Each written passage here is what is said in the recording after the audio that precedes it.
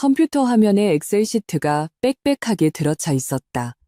마지막 배조 작업은 내 관자놀이를 지끈거리게 만들었다. 마지막 데이터 그룹을 온정신을 집중해 확인하고 있을 때 갑자기 휴대폰이 진동했다.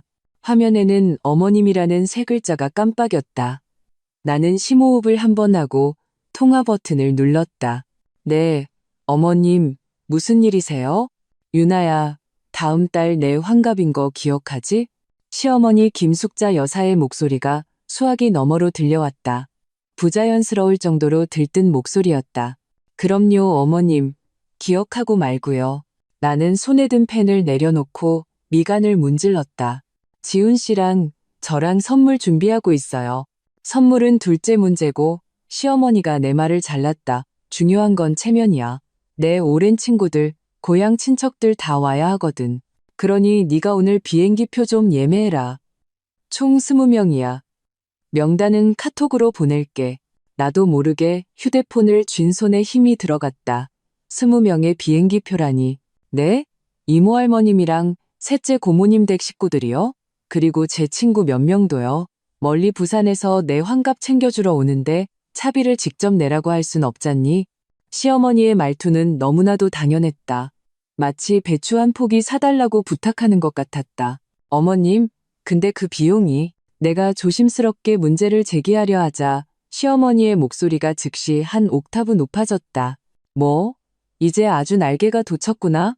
시어머니 환갑 챙겨드리는 것도 이 핑계 저 핑계 대면서 미루고 우리 지훈이가 참 좋은 며느리 얻었어.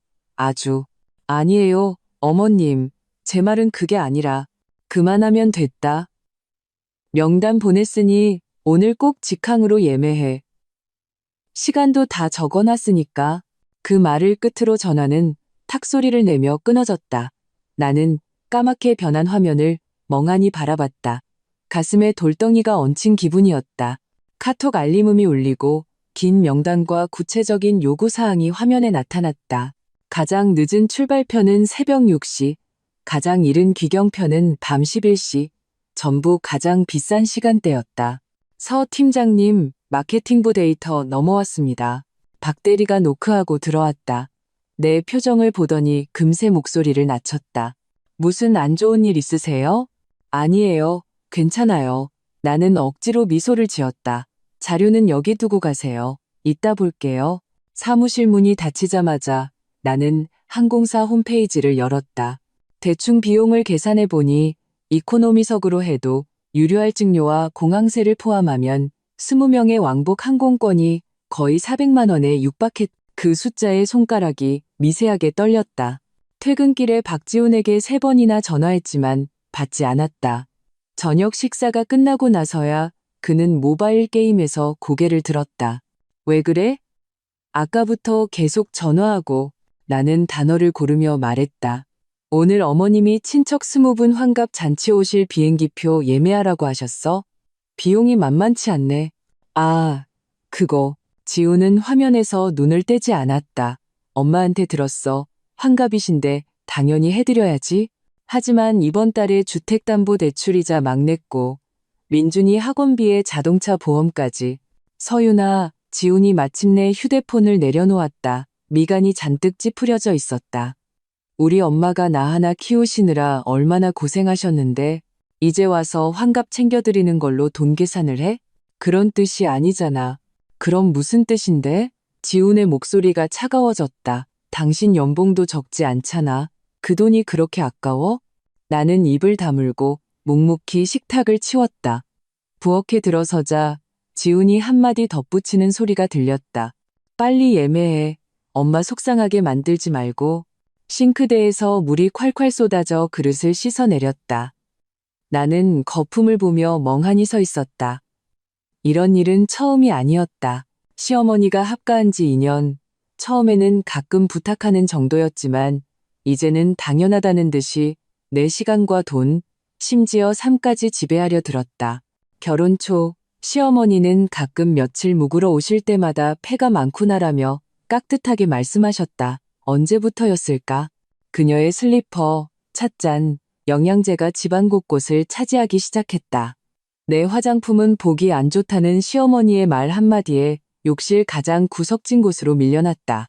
주말에 늦잠은 사치가 되었고 아침 7시에는 무조건 아침 식사를 해야 한다는 규칙이 생겼다. 심지어 아들 민준이의 교육 문제까지 내가 경험이 더 많다는 이유로 늘 간섭하셨다. 손을 닦고 서재로 들어가 가계부를 펼쳤다. 이번 달 지출은 이미 예산을 초과했다. 여기에 비행기 표값까지 더해진다면 나는 무의식적으로 책상을 손가락으로 두드렸다. 휴대폰이 다시 울렸다. 시어머니의 음성 메시지였다. 유나야, 비행기 표는 예매했니?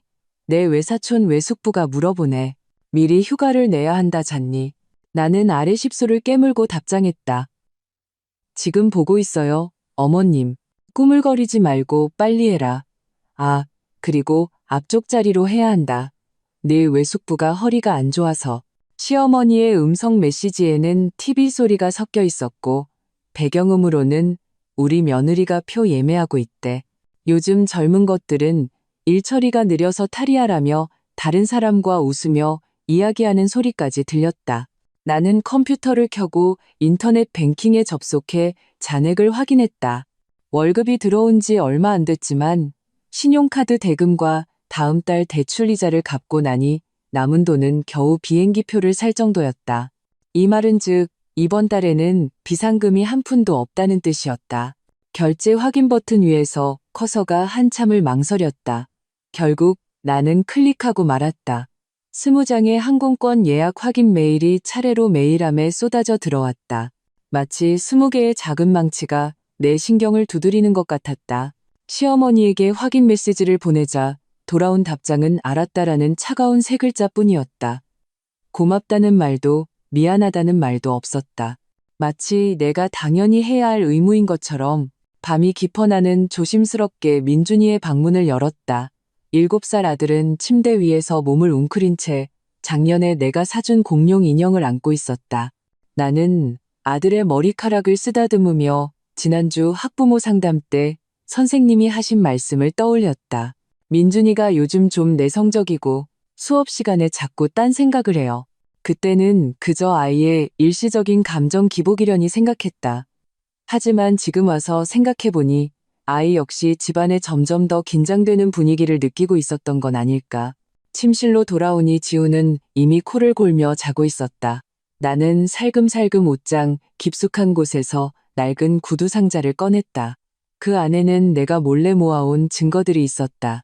시어머니가 송금을 요구했던 카카오톡 대화 캡처, 지훈이 나에게 참으라고 했던 음성 메시지를 텍스트로 변환한 파일, 가계부의 초과 지출 내역들, 3페이지를 넘겨 오늘의 항공권 지출 내역을 적었다. 그리고 비고란에 작은 느낌표를 하나 그렸다. 창밖에 둥근 달이 먹구름에 반쯤 가려져 있었다. 나는 반쯤 가려진 달을 바라보다가 문득 결혼 전 엄마가 해주신 말씀이 떠올랐다. 유나야, 결혼은 두 집안의 결합이지만 그 안에서 절대로 너 자신을 잃어버리면 안 된다. 그때 나는 엄마가 너무 보수적이라며 웃어넘겼다. 이제야 나는 그 말의 무게를 절실히 깨닫고 있었다. 다음 날 새벽 6시 알람이 울리기도 전에 부엌에서 들려오는 그릇 부딪히는 소리에 잠이 깼다. 문틈으로 보니 시어머니는 이미 그 자주색 실크 잠옷을 입고 부엌에서 분주하게 움직이고 계셨다. 어머님, 왜 이렇게 일찍 일어나셨어요? 내가 관자놀이를 누르며 부엌으로 들어갔다. 시어머니는 돌아보지도 않고 말했다. 늙으면 잠이 없어져. 아, 맞다. 내 이모할머니가 비행기 시간이 너무 이르다고 오후로 바꿔달라더라. 네가 처리 좀 해라. 내가 입을 열었지만 대답할 틈도 없이 시어머니가 덧붙였다. 그리고 내 셋째 고모는 허리가 안 좋으니 복도 쪽 자리로 바꿔주고 가스레인지 위에 죽이 보글보글 끓어올랐다. 마치 내 가슴 속에서 터져나올 곳 없는 답답함처럼 나는 묵묵히 휴대폰을 꺼내 요구 사항들을 메모하고 민준이를 깨우러 갔다. 아이를 유치원에 데려다 준 후 나는 곧장 친구 최소연의 카페로 차를 몰았다. 오전 9시 가게 안은 아직 한산했다. 소연은 바에서 새로 들여온 커피 머신을 조정하고 있었다. 얼굴이 왜 이렇게 안 좋아? 그녀는 나를 한번 쳐다보더니 즉시 하던 일을 멈췄다. 늘 마시던 걸로? 캐러멜 마키아토에 시럽 더블로. 나는 고개를 저었다. 오늘은 아메리카노, 샷 추가해서 진하게. 와우, 소연이 눈썹을 치켜떴다. 사태가 심각한가 보네. 어제 비행기표 예매한 일을 다 말하자 소연의 커피 스푼이 쨍하는 소리를 내며 접시에 부딪혔다. 20장? 400만 원? 그분은 널 ATM으로 아시는구나. 쉿. 나는 긴장하며 주위를 둘러봤다. 가게 안에는 우리 둘뿐이었지만 소연이 목소리를 낮췄다. 유나야, 이건 돈 문제가 아니야. 존중의 문제지. 내 시어머니는 명백히 내 한계를 시험하고 있는 거야. 나는 커피를 저었다. 검은 액체가 소용돌이를 만들었다. 지훈 씨는 이게 당연한 거래. 웃기시네. 소연이 거친 말을 뱉었다. 이게 바로 전형적인 가족 착취야. 효도를 방패 삼아서 도덕적으로 올가매는 거지. 내 전남편 엄마도 그랬어. 처음엔 영양제 사달라고 하더니 나중엔 아예 자기 딸 집 사줄 돈을 내놓으라고 하더라. 나는 그녀를 쳐다봤다. 정말 한 번도 말 안 했잖아. 창피하니까 소연이 씁쓸하게 웃었다. 내가 왜 이렇게 바보 같았을까? 호구처럼 당하고만. 이혼하고 심리 상담받고 나서야 그게 일종의 감정 조종이라는 걸 알았어. 그녀는 카운터 아래에서 책 한 권을 꺼내 내게 밀었다. 감정 착취와 가족의 경계. 책 모서리가 조금 달아있는 걸 보니 여러 번 읽은 듯 했다. 이 장 봐봐. 이건 완전히 널 위해 쓰인 것 같아. 소연의 손가락이 책 페이지를 톡톡 쳤다. 책을 펼치자 한 문장이 즉시 눈에 들어왔다. 후추의 의무가 되고 감사가 사치가 될 때 관계는 이미 균형을 잃은 것이다. 휴대폰이 갑자기 진동했다. 화면에는 아가씨라는 이름이 떠 있었다. 지훈의 누나였다. 나는 한숨을 쉬고 통화 버튼을 눌렀다. 유나야, 너 비행기 표를 어떻게 예매한 거야? 아침 7시 비행기면 내가 새벽 4시에는 일어나야 하잖아. 박지의 날카로운 목소리가 수화기를 뚫고 나왔다.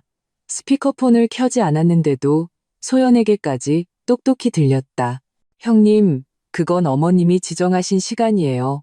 내가 해명하려 했다. 어머니는 연세가 많으셔서 잘 모르시지. 그럼 네가 챙겨드렸어야지. 지혜가 내 말을 잘랐다. 당장 10시 비행기로 바꿔. 어차피 차액 얼마 안 나잖아. 나는 휴대폰을 꽉 쥐었다. 차액은 6만 원이 넘었다. 지훈이가 너 이렇게 쪼잔한 거 알아? 지혜의 목소리가 싸늘해졌다. 엄마 환갑인데 내 태도가 그게 뭐니? 소연이 옆에서 전화를 끊으라는 손짓을 했지만 나는 조건반사적으로 대답했다. 자리가 있는지 한번 볼게요. 전화를 끊자 소연이 내 휴대폰을 확 낚아챘다. 미쳤어? 이렇게 뻔하게 선 넘는 게 안 보여? 나는 테이블에 엎드려 차가운 유리 테이블에 이마를 기댔다. 나 어떻게 해야 해? 첫째, 소연이 휴대폰을 돌려주며 말했다. 더 이상 무리한 요구는 들어주지 마. 둘째, 내 남편이랑 심각하게 얘기해. 마지막으로 그녀는 잠시 멈췄다가 말했다. 증거를 모아. 무슨 증거? 모든 금전 거래 기록, 카톡 캡처, 네가 부당하게 대우받았다는 걸 증명할 수 있는 모든 자료. 소연의 눈빛이 날카로워졌다. 안 쓰면 좋겠지만 만일을 대비해서. 그게 널 지켜줄 부적이 될 거야. 집에 돌아와 나는 홀린 듯이 가족 앨범을 꺼냈다. 두꺼운 앨범 3권에는 지훈이네 가족의 10수년 세월이 담겨 있었다. 꼼꼼히 찾아보니 앨범 속 내 모습은 손에 꼽을 정도로 적었다. 그나마 있는 사진들도 대부분 가장자리에 서서 어색한 표정을 짓고 있었다.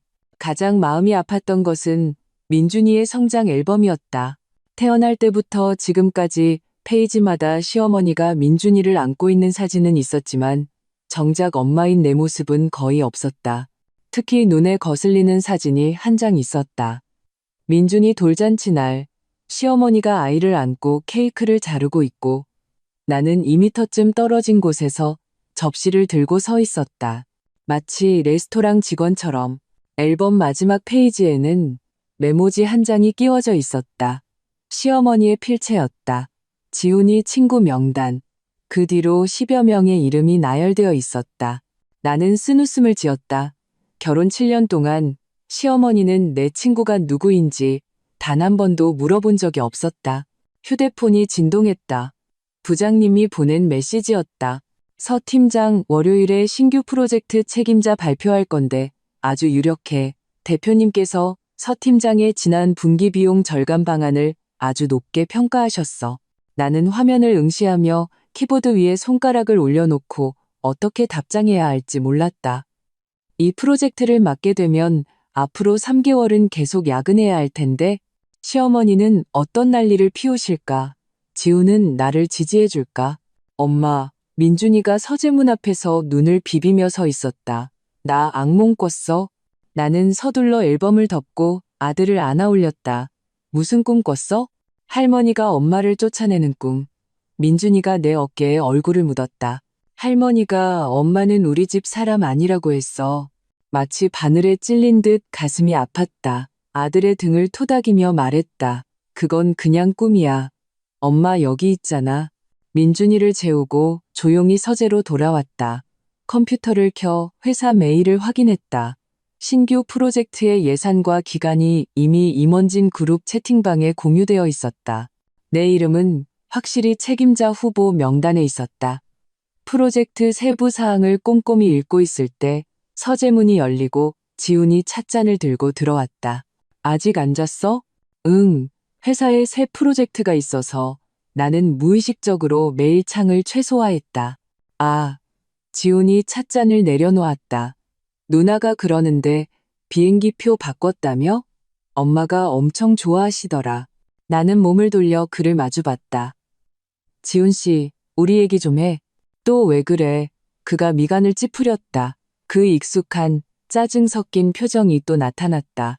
이번 비행기표 20장, 내 월급 한 달 반치가 거의 다 들어갔어.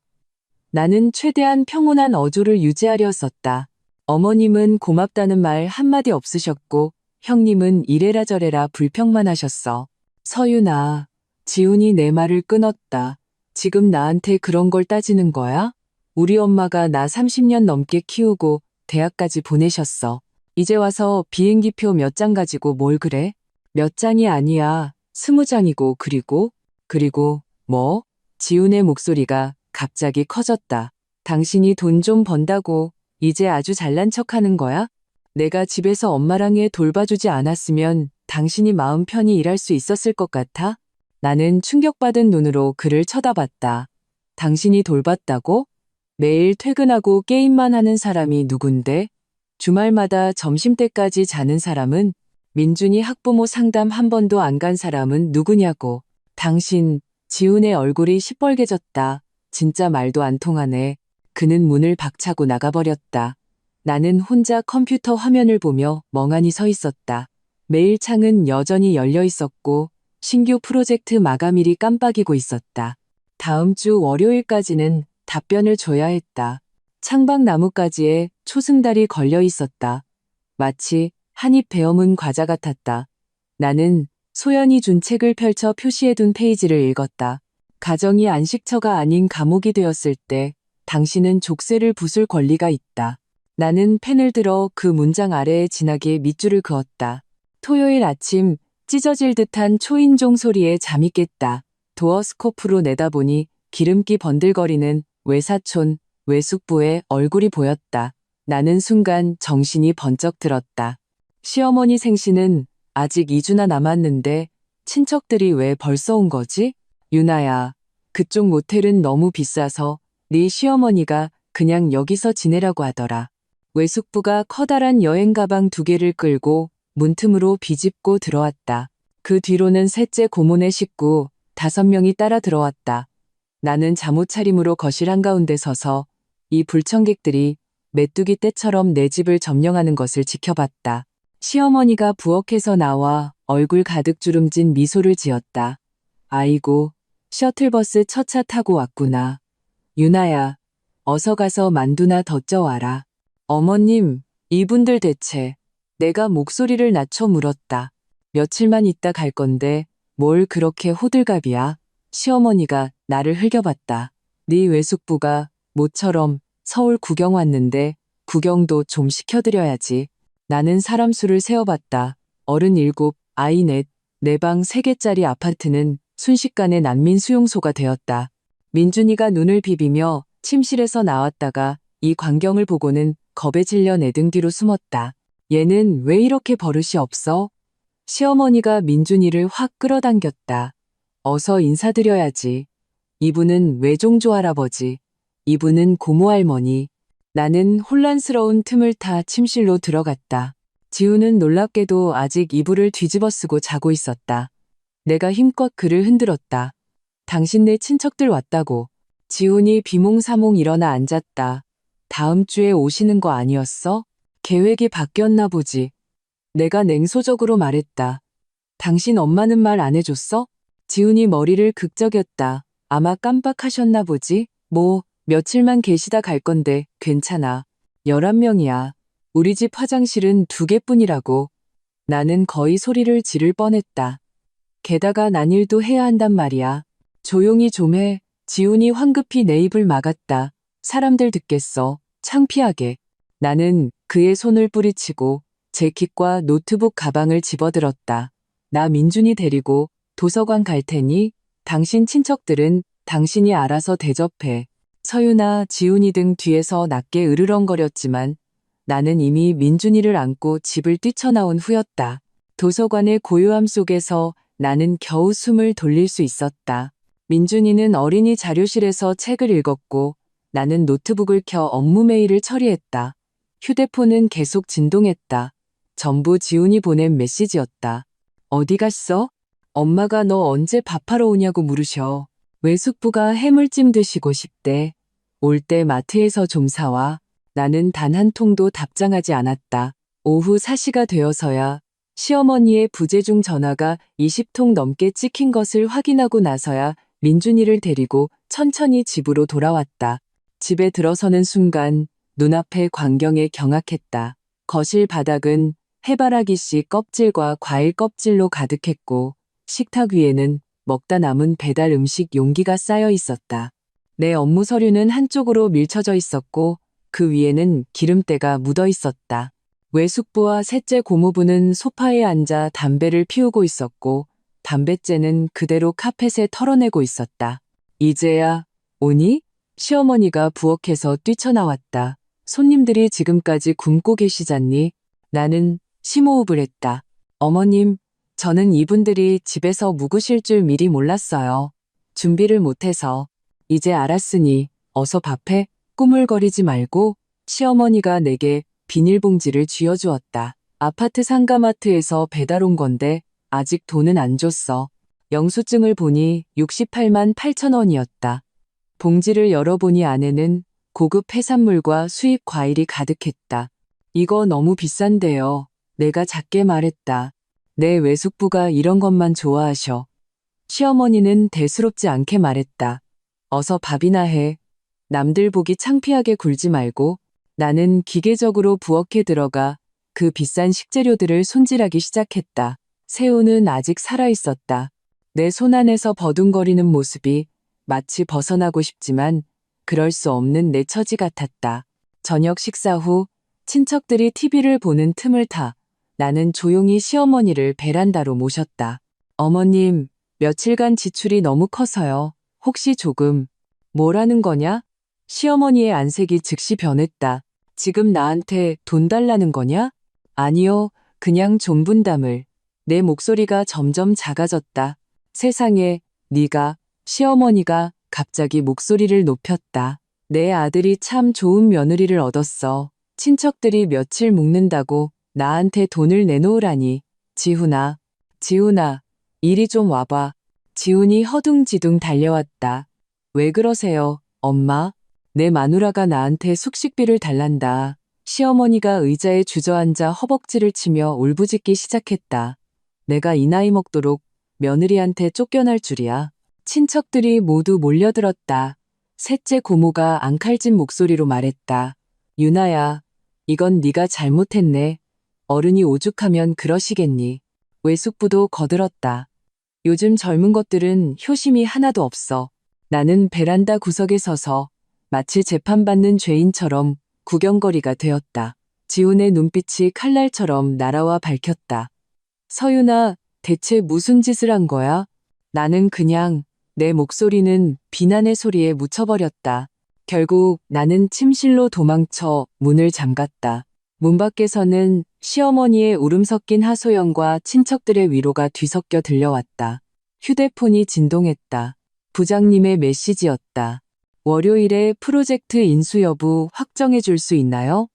대표님께서 기다리고 계십니다. 나는 이 메시지를 보며 눈물로 시야가 흐려졌다. 몇 분 후 지훈이 열쇠로 문을 열고 들어왔다. 이제 만족해? 그가 차갑게 말했다. 엄마 혈압 올라서 쓰러지실 뻔했어. 나는 눈물을 닦았다. 지훈 씨, 우리 얘기 좀 해야겠어. 할 얘기 없어. 지훈이 침대 위에 돈다발을 던졌다. 이거 엄마가 넣어주래. 이제 됐지? 나는 그 돈다발을 쳐다봤다. 기껏해야 200만 원. 오늘 저녁 해산물 값도 안 되는 돈이었다. 지훈이 돌아서려 할 때 내가 그를 불러 세웠다. 잠깐만. 나는 휴대폰 은행 앱을 켜서 최근 며칠간의 지출을 하나하나 보여줬다. 비행기표 430만 원, 오늘 마트 68만 원, 어제 당신한테 준 장 볼돈 30만 원, 그저께. 그만해. 지훈이 내 말을 끊었다. 맨날 돈, 돈, 돈. 당신 눈에는 돈밖에 안 보여? 그 돈을 전부 내가 내고 있으니까. 나도 모르게 소리쳤다. 당신 월급은 어디 갔는데? 친구 사업에 투자한다더니 그 돈은 어디 있냐고? 지훈의 얼굴색이 변했다. 당신, 나 뒷조사했어? 뒷조사가 필요하긴 해. 내가 쓴웃음을 지었다. 집안 모든 지출은 내가 하고 있는데 당신 돈은 대체 어디로 사라지는 거냐고. 내 돈은 내가 알아서 해. 지훈이 격분했다. 이 집은 박씨 집안이야.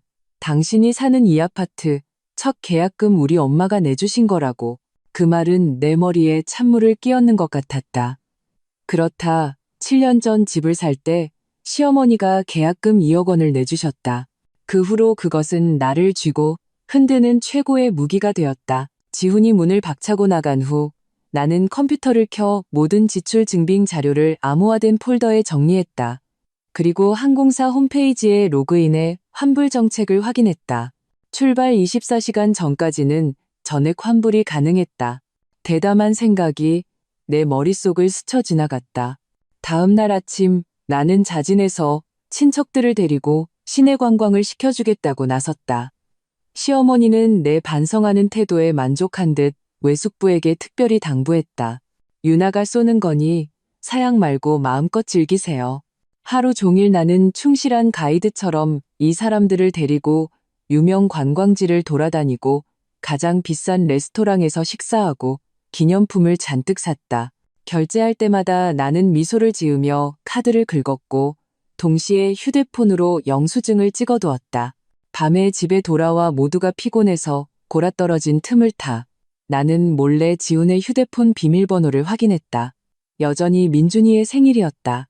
카카오톡에서 유리라는 여자와의 대화 기록을 찾아냈다. 자기야, 요즘 와이프 때문에 미치겠어. 맨날 돈 문제로 싸워.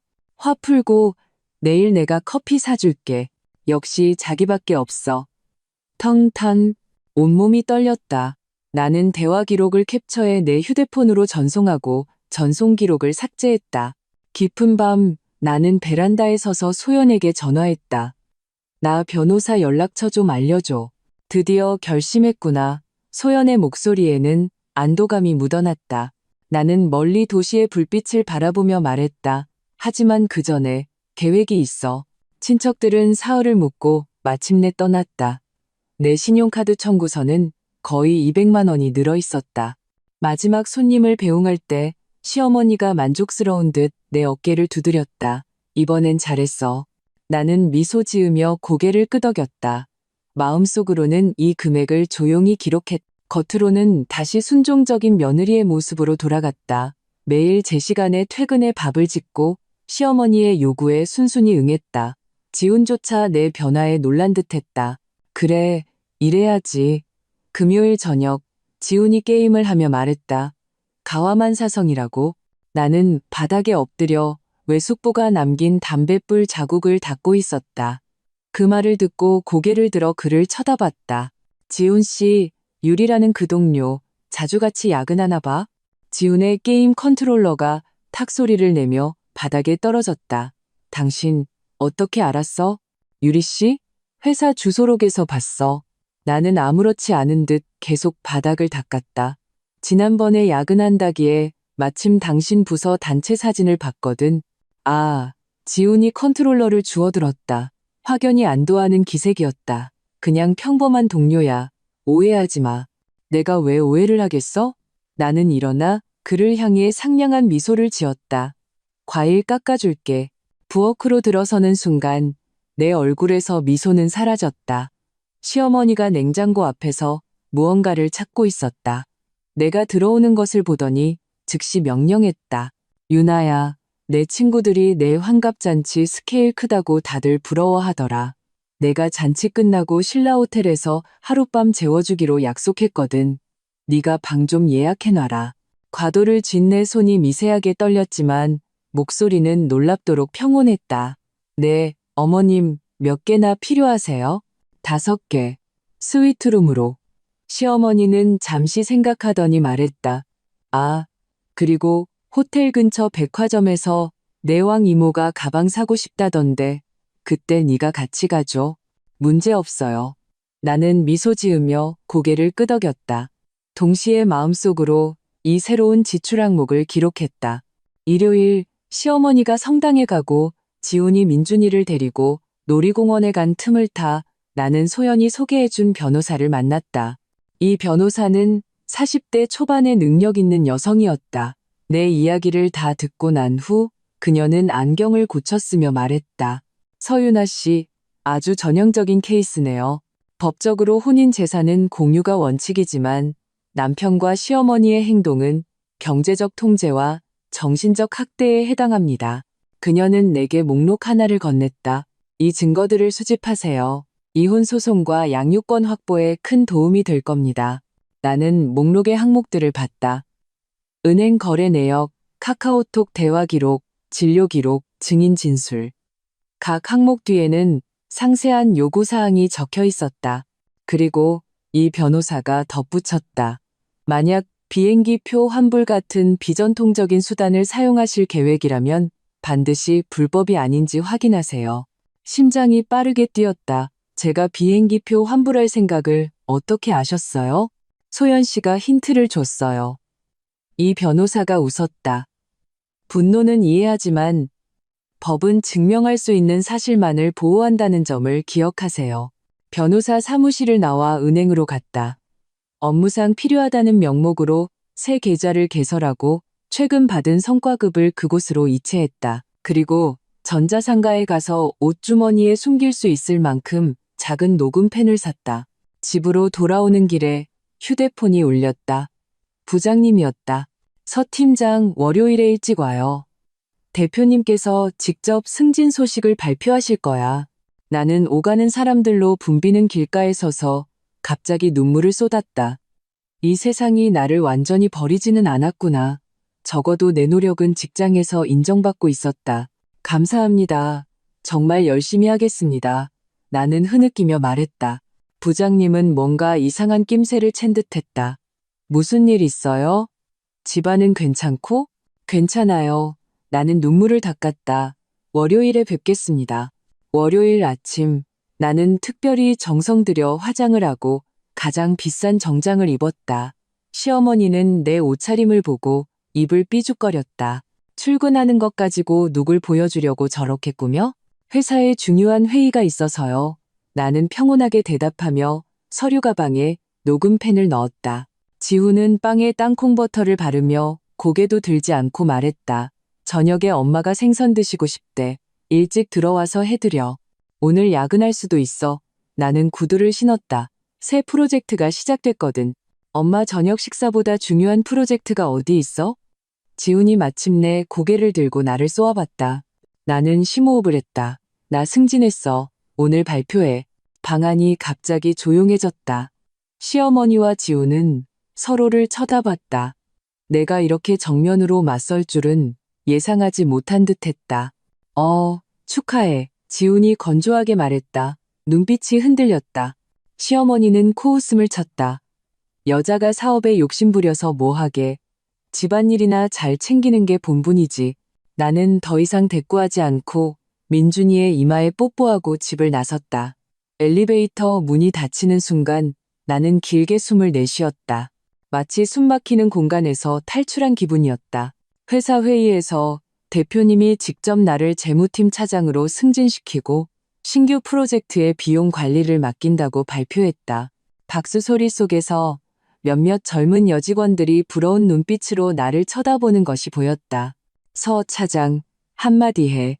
대표님이 미소 지으며 내게 일어서라고 손짓했다. 나는 주위를 둘러보며 말했다. 회사에서 이런 기회를 주셔서 감사합니다. 특히 제 가정생활이 가장 바쁜 시기에도 제 능력을 믿어주신 것에 감사드립니다. 회의가 끝나고 부장님이 조용히 나를 붙잡았다. 유나야, 요즘 무슨 어려운 일 있는 거 아니지? 도움이 필요하면 언제든 말해. 나는 잠시 망설이다가 고개를 저었다. 관심 가져주셔서 감사합니다. 제가 처리할 수 있어요. 퇴근할 무렵 휴대폰에 부재중 전화가 수십 통화 있는 것을 발견했다. 지훈, 시어머니, 심지어 아가씨까지. 가장 최근 메시지는 지훈이 보낸 문자였다. 엄마 환갑 잔치 호텔 어떻게 된 거야? 왜 계약금이 200만 원이나 필요한데? 나는 천천히 답장했다. 신라호텔 스위트룸은 원래 그 가격이야. 어머님이 원하신 거잖아. 그러자마자 바로 전화가 걸려왔다. 지훈의 목소리가 고막을 찢을 듯했다. 서윤아, 너 미쳤어? 하룻밤 자는데 200만 원을 써? 어머님이 스위트룸 5개, 제일 좋은 걸로 하라고 하셨잖아요. 나는 평온하게 말했다. 전 그냥 시키는 대로 했을 뿐이에요. 너 일부러 그런 거지? 지훈이 격분했다. 당장 취소해. 그래, 알았어. 내가 나지기 말했다. 당신이 엄마한테 설명해. 전화기 저편이 몇 초간 조용해졌다. 지훈이 목소리를 낮췄다. 집에 와. 얘기 좀 하자. 집에 돌아오니 시어머니가 굳은 얼굴로 소파에 앉아 있었고 지훈은 베란다에서 담배를 피우고 있었다. 그는 3년 전에 담배를 끊었었다. 오늘 정말 화가 단단히 난 모양이었다. 유나야, 시어머니가 드물게 내 이름을 불렀다. 호텔 일 말인데 내 생각은 어떤 거니? 나는 가방을 내려놓고 태연하게 그녀의 맞은편에 앉았다. 어머님, 전 그냥 어머님 요구대로 예약했을 뿐이에요. 비싸다고 생각하시면 취소할게요. 비싸고 안 비싸고의 문제가 아니잖니. 시어머니가 찻상을 내리쳤다. 내 태도가 문제야. 예약하기 전에 왜 나랑 가격 상의를 안 했어?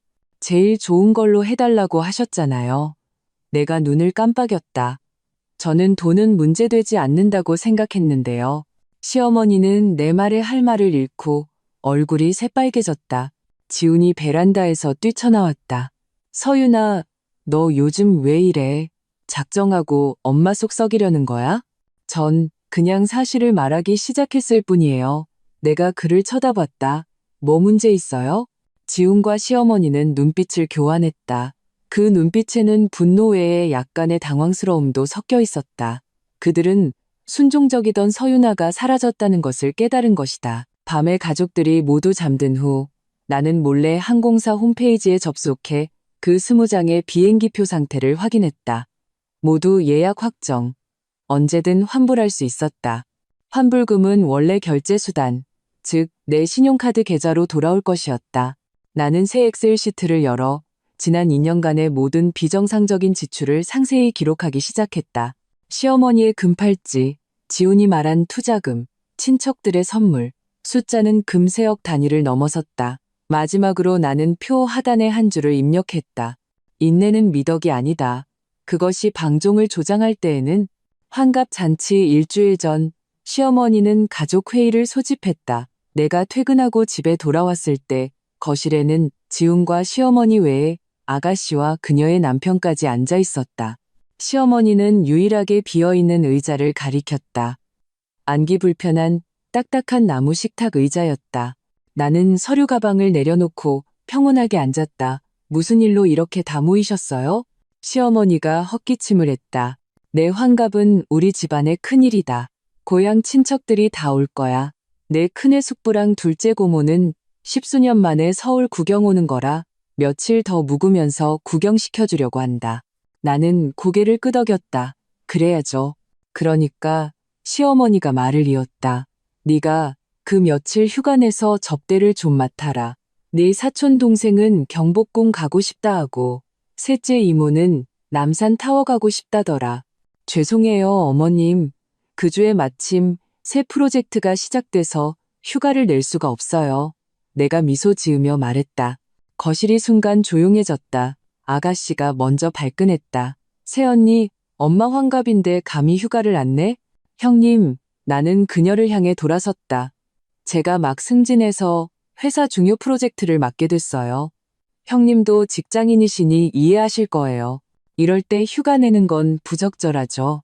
아가씨는 내 말에 할 말을 잃었다. 그녀의 남편이 소매를 잡아당겼다. 시어머니의 안색이 굳어졌다. 지훈아, 내 마누라 좀 봐라.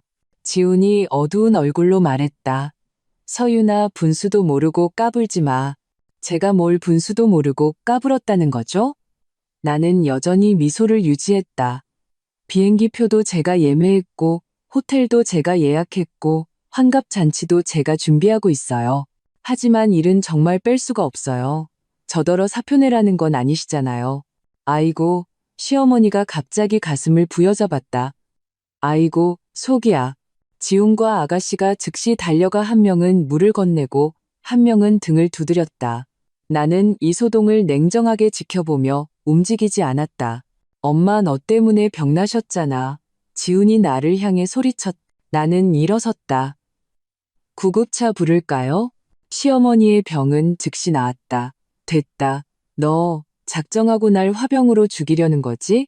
전 그저 해결책을 제시했을 뿐이에요. 나는 서류 가방을 들었다. 다른 일 없으시면 전 야근해야 해서요. 침실로 돌아와 문을 잠그고 즉시 컴퓨터를 켜 일을 시작했다. 30분 후 지훈이 열쇠로 문을 열고 들어왔다. 대체 뭘 어쩌자는 거야? 그가 목소리를 낮춰 물었다. 나는 노트북을 덮었다. 지훈 씨, 우리 결혼한 지 7년이야. 내가 이 집을 위해 얼마나 희생했는지 당신도 알잖아. 하지만 지금 내 커리어에 중요한 시기가 왔어. 한 번이라도 나를 존중해 줄 순 없어? 지훈은 잠시 멍했다.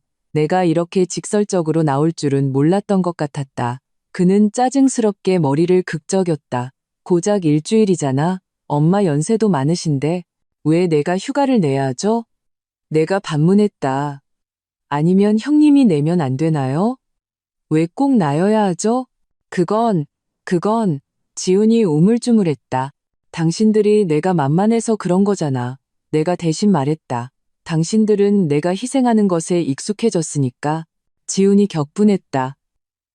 서윤아, 잊지 마. 이 집 계약금 우리 엄마가 내주셨어.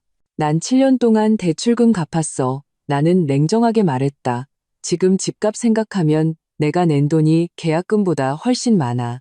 지훈은 할 말을 잃고 문을 박차고 나갔다. 나는 다시 컴퓨터를 켜고 회사 메일함에 온 새 메일을 확인했다. 대표님이 전달한 프로젝트 위임장이었다. 내 직권 범위와 인상된 연봉이 명확히 적혀 있었다. 액수는 상당했다. 나와 민준이가 편안하게 살기에 충분한 돈이었다. 다음 날은 토요일이었다.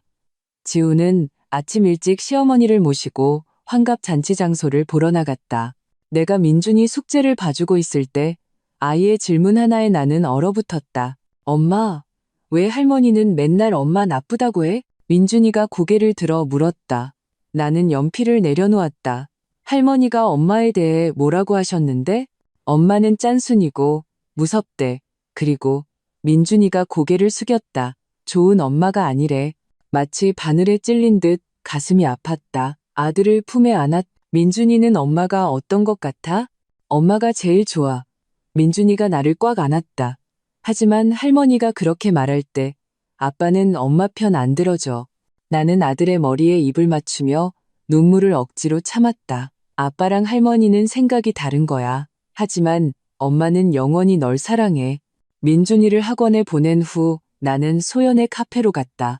만나자마자 녹음펜을 건넸다. 이것 좀 들어봐. 녹음된 것은 어젯밤 나와 지훈의 대화였다. 소연은 다 듣고 나서 책상을 탁 쳤다. 대박, 이건 완전 가정 내 정신적 학대를 증명할 수 있겠어.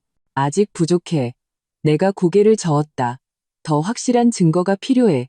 그거에 대해서 말인데? 소연이 잠시 망설였다. 내 친구가 지훈 씨 회사에 다니는데 그 유리라는 여자랑 관계가 보통이 아니라고 하더라.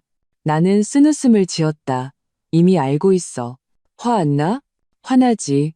나는 창밖을 바라봤다. 하지만 7년간의 기만과 착취에 비하면 외도는 오히려 사소하게 느껴져. 소연이 내 손을 잡았다. 변호사 쪽은 어떻게 준비되고 있어? 자료는 거의 다 모았어. 나는 휴대폰을 열어 사진을 보여줬다. 이건 지훈 씨가 어머님께 송금한 내역이야. 일반적인 용돈 수준을 훨씬 넘어. 이건 어머님이 나한테 요구한 각종 비용 청구서 목록이고, 이건 잠깐만 소연이 사진 한 장을 확대했다. 이건 심리 상담 보고서잖아? 민준이 거야. 내 목소리가 떨렸다. 선생님 권유로 받았어. 진단 결과는 경미한 불안 증세. 원인은 긴장된 가정 환경이래. 소연이 숨을 들이켰다. 이건 정말 중요해. 양육권 소송에서 지훈이네 집 환경이 아이에게 해롭다는 걸 증명할 수 있는 결정적인 증거야. 나는 휴대폰을 챙겼다. 환갑잔치 끝나면 바로 나올 거야. 비행기표는 이미 예약 취소 설정해놨어. 환불금은 바로 내 계좌로 들어올 거고, 정말 그렇게 할 거야? 소연은 걱정스러우면서도 흥분된 표정이었다. 그건 거의 핵폭탄급 장면이 될 텐데. 자업자득이지. 내가 평온하게 말했다. 7년 동안 내가 한번 물러설 때마다 그들은 더 심하게 요구했어. 이번에는 내가 그들에게 제대로 당하는 기분이 어떤 건지 알려줄 거야. 일요일 밤 지훈이 샤워하는 동안 그의 휴대폰 화면이 켜졌다. 유리가 보낸 메시지였다. 내일 내가 사준 넥타이 메고 와. 보고 싶어. 나는 지훈의 지문으로 휴대폰 잠금을 해제했다. 그가 술에 취했을 때 녹음해둔 것이었다. 재빨리 모든 대화 기록을 캡처했다. 내용은 생각보다 더 노골적이었고 기간은 2년에 달했다. 정확히 내가 야근을 자주 하기 시작한 시점과 겹쳤다. 가장 아이러니한 것은 대화 기록 속에서 지훈이 아내가 너무 강하고 돈 관리가 심하다고 여러 번 불평했다는 점이었다. 실제로는 그가 매달 유리에게 선물 사주는 돈이 내가 내 옷 사는 돈보다 훨씬 많았는데도 나는 이 기록들을 모두 내 이메일로 전송하고 전송 흔적을 삭제했다. 이 모든 것을 마친 후 나는 어두운 거실에 앉아 기묘한 평온함을 느꼈다. 마치 폭풍 전의 고요함 같았다. 월요일 아침 회사에서 내 승진이 공식적으로 발표되었다. 동료들은 한턱내라며 환호했고 나는 웃으며 금요일에 작은 축하 파티를 열겠다고 약속했다. 아, 참, 대표님이 나가시기 전에 말했다. 다음 주 월요일에 서울 본사에서 2주간 연수 있는데 괜찮겠어요? 전혀 문제 없습니다. 나는 미소 지었다. 기대됩니다. 타이밍이 완벽했다. 환갑 잔치는 토요일, 나는 일요일에 민준이를 데리고 나올 수 있었다. 월요일에는 바로 서울로 날아가면 된다. 지훈과 시어머니가 상황을 파악했을 때쯤이면 우리는 이미 수백 킬로미터 밖에 있을 것이다. 퇴근 후 나는 유치원에서 민준이를 데리고 아이가 가장 좋아하는 피자를 먹으러 갔다. 아들이 즐겁게 치즈 스틱을 뜯는 모습을 보며 나는 나직이 물었다. 민준아, 엄마가 새로운 곳으로 이사가서 살자고 하면 같이 갈래? 여행 가는 거야? 민준이의 눈이 반짝였다. 그런 셈이지. 나는 아들의 머리를 쓰다듬었다. 꽤 오래 있을지도 몰라. 그럼 아빠랑 할머니도 같이 가? 아니, 우리 둘만. 민준이는 잠시 생각하더니 갑자기 물었다. 혹시 소윤이네 집처럼? 소윤이 아빠 엄마는 헤어졌는데 그래서 지금 집이 두 개래. 코끝이 찡해졌다. 비슷해. 슬플 것 같아? 조금. 민준이가 말했다. 하지만 소윤이는 지금이 더 행복하대. 아빠 엄마 싸우는 소리 안 들어서 좋대. 나는 아들을 꽉 껴안았다. 눈물이 아이의 옷깃을 적셨다. 아이들은 우리가 생각하는 것보다 더 민감하고 더 강했다. 밤에 가족들이 모두 잠든 후 나는 몰래 여행 가방 하나를 꾸려 옷장 깊숙한 곳에 숨겼다. 갈아입을 옷, 중요 서류, 노트북, 그리고 민준이가 가장 좋아하는 책과 장난감 몇 가지, 그리고 항공사 홈페이지에 로그인해 예약 취소 시간을 설정했다. 20장의 모든 비행기 표는 환갑 잔치 당일 아침 6시에 자동으로 취소될 것이다. 환불금은 내 신용카드로 바로 입금될 것이다. 동시에 나는 긴 이메일을 작성했다. 비행기 표를 취소한 이유와 그동안의 억울함을 상세히 설명했다. 토요일 정오에 모든 친척에게 발송되도록 예약 설정했다. 모든 것을 마치고 침대에 누워 천장을 응시했다. 7년의 결혼 생활이 결국 이런 방식으로 끝나게 되는구나. 아쉬움은 없었다. 오직 해방될 것이라는 가벼운 마음뿐이었다. 내일은 평소처럼 출근할 것이다. 모레는 유난히 순종적인 모습을 보일 것이다. 글피에는 폭탄이 제 시간에 터질 것이다. 환갑 잔치 사흘 전 나는 유난히 협조적인 태도를 보였다. 시어머니가 메뉴 조정부터 좌석 배치까지 요구하는 모든 것에 흔쾌히 동의했다. 지훈이 업무 스트레스를 불평하자 나는 먼저 나서서 어깨를 주물러 주었다. 심지어 아가씨가 전화해서 이래라 저래라 할 때도 나는 반박 없이 끈기 있게 다 들어주었다. 유나가 요즘 철이 많이 들었어. 목요일 저녁 식사 때 시어머니가 지훈 앞에서 나를 칭찬했다. 나는 생선 한 조각을 그녀의 그릇에 올려주었다. 어머님 환갑은 큰일이잖아요. 당연히 그래야죠. 지훈이 의심스러운 눈초리로 나를 쳐다봤지만 별말은 하지 않았다. 식사 후 그는 뜻밖에도 자진해서 설거지를 했다. 아마도 유리가 보낸 그 애매한 문자 때문에 양심에 찔렸기 때문이리라. 그들이 한눈 파는 사이 나는 준비해둔 여행 가방을 몰래 소연의 차로 옮겼다. 내일 나 민준이 학교 부모 참여 수업 갔다가 바로 너희 부모님 댁으로 보낼게. 소연이 나지기 말했다. 너도 같이 가지 않고 확실히 괜찮겠어? 이 멋진 쇼를 내 눈으로 직접 봐야지. 나는 정장 소매를 정리하며 미소 지었다. 걱정 마. 호텔도 예약해뒀어. 일요일 아침 일찍 옮길 거야. 밤에 지우는 내일 공항에 마중 나가야 한다며 일찍 잠들었다. 나는 서재에서 야근하는 척하며 사실은 마지막으로 모든 준비를 점검했다. 항공권 예약 취소 시간, 설정, 확인, 친척들에게 보낼 설명 이메일, 확인, 이혼 합의서 초안 USB에 저장, 확인, 새 아파트 계약금 지불 완료, 확인, 민준이 전학 수속 서류 준비 완료, 확인. 각 항목 뒤에 체크 표시를 할 때마다 내 마음도 점점 더 평온해졌다. 이것은 충동적인 결정이 아니었다. 심사숙고 끝에 내린 자구책이었다. 새벽 2시 나는 살금살금 민준이 방에 들어가 아이의 이마에 입을 맞췄다. 내일 이후 우리는 완전히 새로운 삶을 시작할 것이다. 금요일 나는 평소보다 더 일찍 일어나 푸짐한 아침 식사를 차렸다. 시어머니는 식탁 위에 계란 프라이와 두유를 보고 놀란 표정을 지었다. 오늘 해가 서쪽에서 떴나 보네. 오늘이 회사 마지막 날이라서요. 내일부터는 환갑 잔치 준비에만 집중하려고요.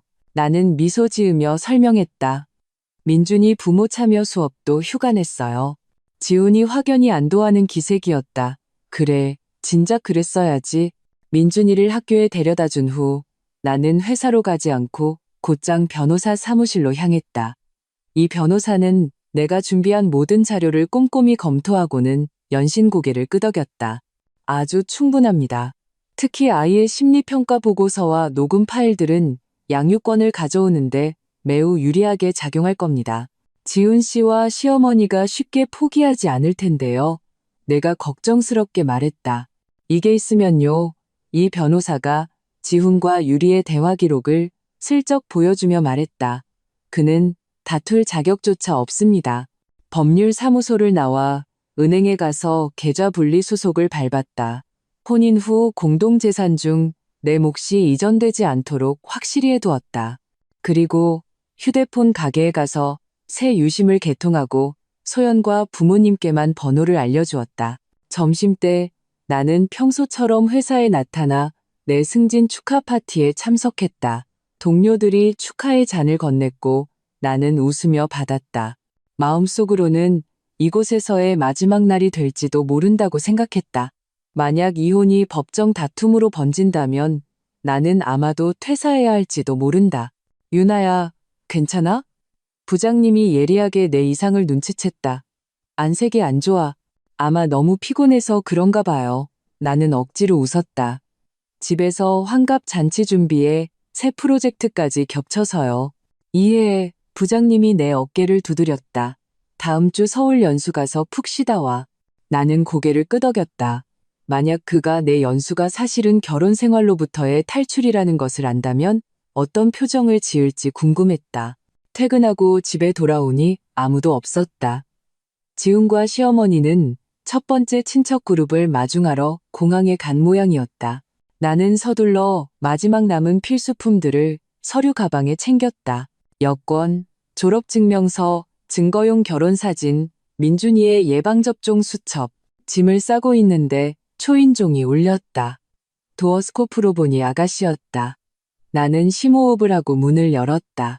왜 새언니 혼자 있어요? 엄마는요? 지혜가 거들먹거리며 들어와 사방을 둘러봤다. 공항에 마중 가셨어요. 나는 짧게 대답하고 계속 서류를 정리했다. 지혜가 소파에 털썩 앉으며 말했다. 물 한 잔 줘. 아, 맞다. 내일 우리 딸 선물도 하나 준비해놔. 생일이거든. 나는 하던 일을 멈췄다. 형님, 내일은 어머님 환갑 잔치지. 어린이 파티가 아니에요. 어쭈, 이제 나한테 말대꾸야? 지혜가 빽 소리쳤다. 엄마 말이 맞았어. 넌 정말 가정교육을 못 받았어.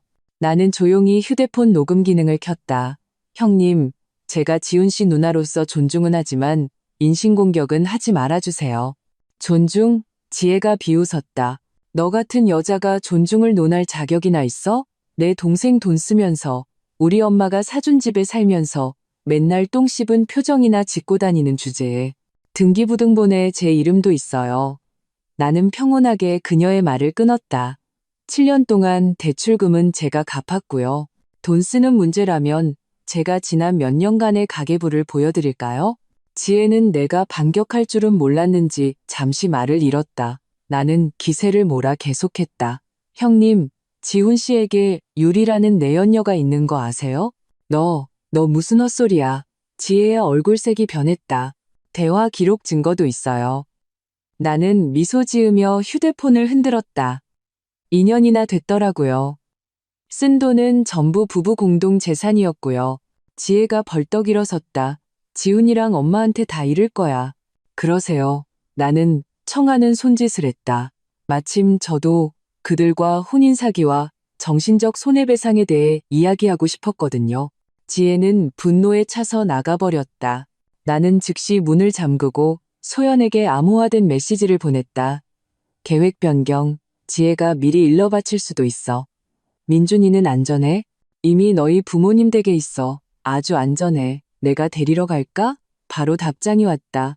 아니, 원래 계획대로 해. 밤 8시, 지훈과 시어머니가 친척 5명을 데리고 돌아왔다. 문을 열자마자 시어머니가 소리쳤다. 유나야, 어서 나와서 손님 맞이해야지. 나는 서재에서 나와 정중하게 친척들에게 인사했다. 외숙모가 내 손을 잡으며 말했다. 유나가 갈수록 예뻐지네. 승진했다며? 정말 대단하다. 시어머니가 즉시 말을 잘랐다. 대단하긴 뭐가 대단해. 애 하나도 제대로 못 돌보는 애를. 나는 못 들은 척하며 부엌으로가 준비해둔 차와 다과를 내놓았다. 지훈이 따라 들어와 목소리를 낮췄다. 누나가 그러는데 너 유리 씨 일 안다며? 나는 과일을 깎으며 고개도 들지 않고 말했다. 그 사람은 그냥 동료야. 오해하지 마. 지훈은 확실히 당황한 듯했다. 2년짜리 동료 관계라. 내가 비웃었다. 걱정 마. 내일 이후로는 당신이 어떻게 발전시키든 상관없으니까.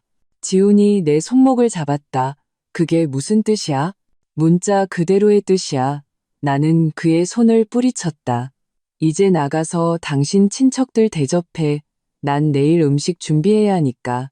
지훈이 의심스러운 눈초리로 나를 쳐다봤지만 거실에서 시어머니가 부르는 소리에 어쩔 수 없이 나가야 했다. 나는 길게 숨을 내쉬고 시간을 확인했다. 밤 10시. 비행기표 자동 취소까지 8시간 남았다. 친척들은 자정이 넘도록 시끄럽게 떠들다 잠들었다. 나는 내일 일찍 일어나 준비해야 한다는 핑계로 서재에서 자겠다고 자청했다. 사실 나는 마지막 단계를 실행하기 위해 누구의 방해도 받지 않는 공간이 필요했다. 새벽 3시 모두가 깊이 잠든 후 나는 조용히 모든 장비를 점검했다. 예약 취소 시간 설정, 확인. 예약 발송 이메일, 확인. 녹음 펜 배터리 충분 확인. 중요 물품 포장 완료, 확인. 보조 휴대폰 및 충전기, 확인. 그리고 부모님께 암호화된 메시지를 보냈다. 내일 계획대로 진행해 주세요. 박씨 집안 전화는 일절 받지 마세요. 민준이는 잘 있다. 네가 언제 오는지 묻더라. 엄마에게 답장이 왔다. 내일 오후에요. 나는 답장하며 코끝이 찡해졌다. 새벽 4시 나는 억지로 눈을 붙였다. 5시 40분 알람의 부드러운 진동이 나를 깨웠다. 노트북을 켜고 항공사 홈페이지에 접속했다. 카운트다운이 6시를 향해 1초, 1초 다가가는 것을 지켜봤다. 5시 59분 내 손이 미세하게 떨렸다. 7년의 결혼 생활, 수많은 억울함. 드디어 이 전환점을 맞이하는 순간이었다. 6시 정각, 시스템이 자동으로 예약 취소 절차를 실행했다. 20장의 비행기 표 상태는 순식간에 환불 완료로 바뀌었다. 내 휴대폰으로 즉시 환불 알림 문자가 도착했다. 정확히 432만 원, 한 푼도 빠짐없이 내 계좌로 돌아왔다. 동시에 나는 전송 버튼을 눌렀다. 오랫동안 준비했던 그 장문의 이메일이 모든 친척의 메일함으로 날아갔다. 이메일에는 지난 몇 년간 시어머니의 학대, 지훈의 냉담함과 배신, 그리고 내가 비행기 표를 취소할 수밖에 없었던 이유가 상세히 기록되어 있었다. 6시 5분, 첫 번째 전화가 걸려왔다. 외숙부였다. 나는 받지 않고 휴대폰 화면이 켜졌다, 꺼지는 것을 지켜보기만 했다. 이어서 둘째 고모, 셋째 이모, 아가씨. 발신자 표시가 주마등처럼 스쳐 지나갔다. 6시 20분, 안방에서 시어머니의 비명이 터져나왔다. 서윤아, 당장 안 기어 나와. 나는 평온하게 컴퓨터를 끄고 미리 준비해둔 서류 가방을 들고 서재를 나섰다. 거실에서 시어머니는 잠옷 차림에 머리가 헝클어진 채 휴대폰을 흔들고 있었다. 네가 한 짓이지. 친척들 비행기 표가 전부 취소됐어. 지훈도 방에서 뛰쳐나왔다. 얼굴이 잿빛이었다. 미쳤어? 지금 다시 표 사려면 얼마가 드는 줄 알아? 알아. 나는 미소 지으며 이혼 합의서를 꺼냈다. 당신이 유리한테 선물 사주느라 480만 원 쓴 거 아는 것처럼. 지훈의 얼굴이 순식간에 새하얘졌다. 너, 여기. 나는 합의서를 책상 위에 올려놓았다. 도장 찍어. 좋게 끝내자. 시어머니가 합의서를 확 낚아채 갈기갈기 찢어버렸다. 어림없어. 이 집 계약금 내가 냈어. 너는 한 푼도 못 가져가. 엄마, 진정하세요. 지훈이 그녀를 진정시키려 했지만 시어머니는 이미 히스테리를 부리고 있었다. 이 배은망덕한 것, 내 아들이 너한테 뭘 잘못했는데. 먹여주고, 재워주고, 제가 먹여주고, 재워줬다고요? 내가 비웃었다. 지난 3년간 이 집 모든 생활비는 제가 냈어요. 지훈 씨 월급은 어디로 갔는데요? 유리 씨 가방 사주는데 썼나요? 아니면 어머님 영양제 사드리는데 썼나요? 시어머니는 얼어붙었다. 내가 이렇게 많이 알고 있을 줄은 몰랐던 것이다. 지훈이 격분하여 소리쳤다. 너, 나 뒷조사했어? 자기 방어일 뿐이야. 나는 녹음펜을 꺼냈다. 당신이랑 당신 엄마의 멋진 발언들 들어볼래? 아니면 당신이랑 유리의 달콤한 속삭임은? 지훈의 얼굴이 잿빛에서 붉게 변하더니 갑자기 달려들어 녹음펜을 빼앗으려 했다. 나는 이미 대비하고 있었기에 재빨리 문가로 물러섰다. 폭력 행위는 내가 양육권을 가져오는데 더 유리하게 작용할 거야. 한번 해볼래? 이 말은 마치 주문처럼 그를 그 자리에 얼어붙게 했다. 시어머니가 바닥에 주저앉아 울부짖기 시작했다. 내 팔자야. 어쩌다 저런 상년을 며느리로 들여서. 나는 이 장면을 침착하게 녹화했다. 계속하세요. 판사님이 아주 좋아하실 거예요. 그 말을 남기고 나는 돌아서서 문을 열었다. 지훈이 마침내 정신을 차렸다. 어디가? 민준이는 안전한 곳에. 나는 뒤도 돌아보지 않고 엘리베이터에 탔다. 변호사가 연락할 거야. 엘리베이터 문이 닫히는 순간 시어머니의 날카로운 욕설과 지훈의 분노에 찬고함이 들렸다. 하지만 이 모든 것은 이제 나와 상관없는 일이었다. 7년 만에 처음으로 이렇게 가벼운 기분을 느꼈다. 아파트 단지를 빠져나오자 아침 햇살이 부드럽게 어깨 위로 쏟아졌다. 나는 자유로운 공기를 깊게 들이마시고 택시를 잡았다. 어디로 가시죠? 기사님이 물었다. 나는 미소 지으며 부모님 댁 주소를 댔다. 집으로요? 택시가 2블록쯤 지났을 때 휴대폰이 미친 듯이 진동하기 시작했다. 화면에는 지훈, 시어머니, 아가씨, 그리고 온갖 친척들의 이름이 번쩍였다. 나는 무음 버튼을 누르고 휴대폰을 가방에 던져 넣었다. 기사님, 죄송하지만 햇살 유치원으로 먼저 가주세요. 아이를 데려가야 해서요.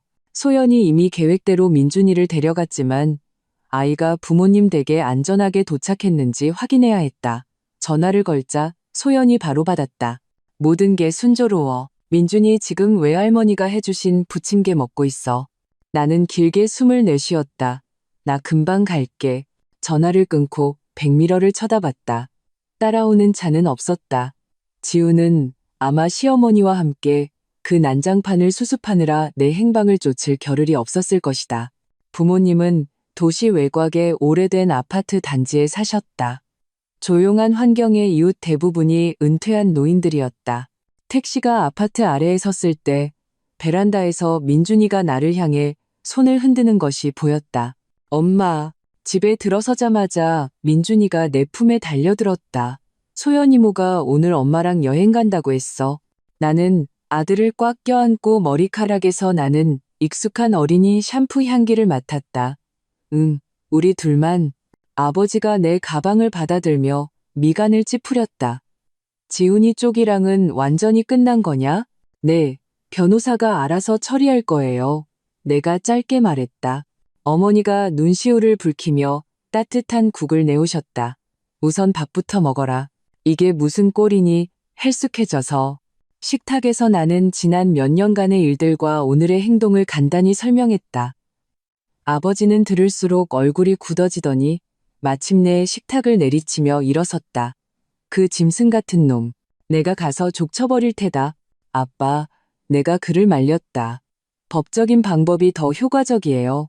저한테 그들의 정신적 학대와 경제적 통제 증거가 다 있어요. 지훈 씨 외도한 카톡 기록도 있고요. 하지만 집은 어머니가 걱정스럽게 말했다. 계약금은 시어머니가 내셨지만 대출금은 제가 7년 동안 갚았어요. 시세 생각하면 제가 증식된 부분에 대한 권리를 주장할 수 있어요. 나는 이 변호사의 분석 보고서를 꺼냈다. 게다가 지훈 씨가 제3자에게 공동재산을 이전한 건 법적으로 아주 불리하게 작용할 거예요. 이야기하는 동안 휴대폰이 다시 켜졌다. 지훈의 38번째 부재중 전화였다. 이어서 문자가 떴다. 전화 받아. 엄마 입원하셨어. 나는 냉소하며 답장했다. 정신병원 앰뷸런스라도 불러드릴까요? 유나야. 어머니가 놀라서 소리쳤다. 엄마, 그분이 얼마나 심했는지 모르셔서 그래요. 나는 이메일을 열어 부모님께 녹음 파일 몇 개를 들려드렸다. 시어머니의 가혹한 비난, 지훈의 냉담한 배신, 두 분의 얼굴은 점점 굳어갔다. 잘했다. 아버지가 마침내 입을 열었다. 그런 집안은 사돈으로 둘 자격도 없어. 오후에 나는 민준이를 데리고 미리 임대한 아파트로 들어갔다. 도심에 위치한 작은 단지로 보안이 철저하고 환경이 쾌적했다. 무엇보다 지훈의 집에서 충분히 멀었다. 엄마, 여기가 우리 새 집이야? 민준이가 텅 빈 거실을 신나게 뛰어다녔다. 당분간은. 나는 아들의 머리를 쓰다듬었다. 마음에 들어? 응. 민준이가 내 품에 안겼다. 엄마랑 같이 있으면 어디든 좋아. 그 말에 코끝이 찡해졌다. 그렇다. 억압과 비난으로 가득 찬 그 환경을 벗어나기만 한다면 비록 임대한 작은 아파트일지라도 따뜻한 안식처가 될 수 있었다. 민준이를 낮잠 재운 후 나는 노트북을 켜 상황을 살폈다. 단체 카톡방은 이미 난리가 나 있었다. 박신의 친척들은 두 파로 나뉘었다. 한쪽은 내가 너무 심했다고 비난했고 다른 한쪽은 내게 조용히 개인 메시지를 보내 당신의 결정을 이해한다고 말했다. 가장 의외였던 것은 외숙모의 메시지였다. 유나야, 네 녹음 파일을 듣고 나서야 숙자 씨가 너한테 그렇게 대한 줄 알았구나. 비행기 표값은 내가 보내줬다. 원래 우리가 냈어야 하는 건데 뒤이어 50만 원이 입금되었다. 그 후 셋째 이모, 사촌 언니도 차례로 비행기 표값을 돌려주며 위로의 말을 건넸다. 그 이메일과 녹음 파일이 효과가 있었던 모양이다. 그래도 양심 있는 친척은 있었다. 해질 무렵 소연이 최신 소식을 가져왔다. 박지훈 엄마 진짜 입원했대. 근데 꾀병이야. 박지훈은 지금 온 세상을 뒤지면서 널 찾고 있어. 내 회사까지 갔었대. 가슴이 철렁했다. 회사에?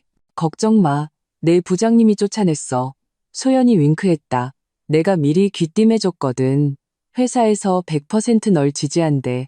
이야기하는 동안 휴대폰이 다시 울렸다. 이번에는 지훈이 모르는 번호로 건전어였다. 나는 잠시 망설이다가 받았다. 서윤아, 내 아들 어디로 데려갔어? 지훈의 목소리는 쉬어 있었고 분노로 가득했다. 민준이는 잘 있어. 당신네 그 오염된 집보다 100배는 더 잘 지내. 나는 평온하게 대답했다. 너 그거 유괴야. 경찰에 신고할 거야. 마음대로 해. 내가 비웃었다. 난 아이 엄마고 완전한 보호권을 가지고 있어. 오히려 당신이야말로 경찰한테 유리한테 송금한 내역이나 잘 설명해 보시지. 전화기 저편이 몇 초간 조용해졌다. 지훈의 목소리가 갑자기 부드러워졌다. 유나야, 우리 얘기 좀 하자. 내가 잘못했어. 너무 늦었어. 나는 전화를 끊고 바로 전원을 꺼버렸다. 밤 8시 이 변호사에게서 전화가 왔다. 지훈이 변호사 사무실을 통해 이혼 합의서를 받았지만 현재 서명을 거부하고 있다고 했다. 시간을 끄는 겁니다. 이 변호사가 분석했다. 아마 양육권을 협상카드로 쓰려는 속셈이겠죠. 꿈도 꾸지 말라 그래요. 내가 이를 악물었다. 민준이는 내 목숨이에요. 걱정 마세요. 우리 증거가 아주 충분합니다. 이 변호사가 나를 안심시켰다. 그런데 그가 당신을 악의적인 비행기 표환불로 인한 경제적 손실과 정신적 피해로 고소하겠다고 하네요. 나는 웃음을 참을 수 없었다. 고소하라고 하세요. 비행기 표는 제 신용카드로 샀고 환불할 권리가 있어요. 이유라면 가정불화로 충분하죠. 잠들기 전 나는 민준이에게 새로운 동화책을 읽어주었다. 썩은 고목을 용감하게 떠나 새로운 보금자리를 찾아 나서는 작은 새에 관한 이야기였다. 민준이는 이야기를 듣다가 갑자기 물었다. 엄마, 우리도 작은 새처럼 새로운 삶을 시작하는 거야? 나는 아이의 이마에 입을 맞췄다. 응, 우리 아가. 처음에는 조금 힘들겠지만 분명히 점점 더 좋아질 거야. 깊은 밤 나는 새 아파트 베란다에 서서 도시의 수많은 불빛을 바라봤다. 7년의 결혼 생활이 이렇게 마침표를 찍었다. 생각했던 것만큼 가슴 찢어지는 아픔은 없었다. 오직 무거운 짐을 내려놓은 듯한 홀가분함 뿐이었다. 내일부터 나는 정식으로 새로운 삶을 시작할 것이다. 민준이를 새 유치원에 보내고 이삿짐 센터에 연락해 짐을 가져오고 이 변호사와 이혼 세부 사항을 논의할 것이다. 바쁘고 정신없겠지만 적어도 내 자신의 의지대로 살아가는 삶이었다. 휴대폰이 진동했다. 소연이 보낸 메시지였다. 박지훈이 페이스북에 네가 가정을 파탄낸 비정한 여자라고 감성 팔익을 올렸어. 반격할까? 나는 답장했다. 침묵이 최고의 반격이야. 사실이 모든 걸 말해줄 테니. 휴대폰을 내려놓고 나는 밤의 시원한 공기를 깊게 들이마셨다. 오늘부터 나는 더 이상 박씨 집안의 기죽은 며느리가 아니다. 나는 서윤아, 용감한 싱글맘. 그리고 새롭게 태어난 여자다. 새 아파트 커튼 사이로 아침 햇살이 스며들었다. 눈을 떴을 때 나는 잠시 내가 어디에 있는지 헷갈렸다. 민준이의 잠든 얼굴을 보고 나서야 우리가 자유로워졌다는 것을 깨달았다. 살금살금 일어나 새 휴대폰으로 메시지를 확인했다. 이 변호사가 새벽에 보낸 이메일이었다. 박지훈이 협의 이혼에는 동의했지만 민준이의 공동 양육을 요구한다고 했다. 말도 안 돼요. 나는 즉시 답장했다. 그는 외도 기록이 있고 가정 환경이 아이의 성장에 해롭습니다. 민준이의 심리평가 보고서를 첨부했다. 메일을 보낸 후 나는 아침 식사를 준비하기 시작했다. 새 부엌 큰자 같지만 모든 것이 갖춰져 있었다. 계란 프라이가 지글거리는 소리 속에서 민준이의 발소리가 들렸다. 엄마, 오늘 새 유치원 가는 거야? 아이가 눈을 비비며 물었다. 응, 엄마가 새 선생님 만나러 같이 가줄게. 나는 계란 프라이를 접시에 담았다. 그리고 엄마는 출근하고 오후에는 외할머니가 데리러 오실 거야. 민준이가 고개를 끄덕이다가 갑자기 물었다. 아빠도 나 보러 올까? 내 손이 멈칫했다. 아빠 보고 싶어? 조금. 민준이가 고개를 숙여 계란을 쿡쿡 찔렀다. 하지만 할머니 집에는 가기 싫어. 나는 몸을 낮춰 아이와 눈을 맞췄다. 이제부터 네가 어디에 살고 누구를 만날지는 전부 엄마가 결정할 거야. 아무도 널 억지로 뭐 시키지 못해. 민준이는 알듯 말듯 고개를 끄덕였지만 표정은 확실히 편안해 보였다. 민준이를 유치원에 데려다 준 후 나는 곧장 변호사 사무실로 갔다. 이 변호사는 이미 대응 전략을 준비해두고 있었다. 박지훈 씨가 공동 양육을 주장하고 있지만 당신이 제공한 증거, 특히 아이의 불안 증세 기록을 보면 판사는 주 양육권을 당신에게 판결할 확률이 매우 높습니다. 재산 분할은요? 아파트 계약금은 시어머니가 내셨는데요.